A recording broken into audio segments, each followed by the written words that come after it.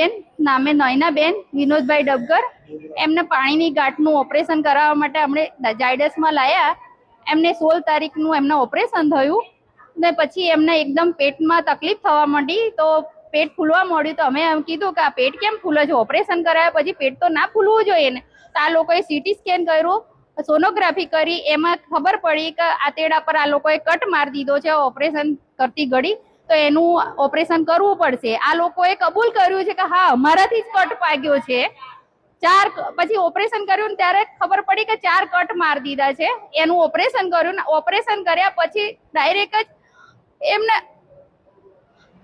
આઈસીયુમાં જ ભરતી કરી દીધા ને વેન્ટિલેટર પર મૂકી દીધા. આ દિન સુધી વેન્ટિલેટર ને આજે કહે છે કે એમનું અવસાન થઈ ગયું. તો અમારે શું કરવાનું? એમના 3 બાળકો નાના નાના છે. બાપ 7 વર્ષ પહેલા ગુજરી ગયા અને માં આજે ગુજરી ગયા. બાળક અનાથ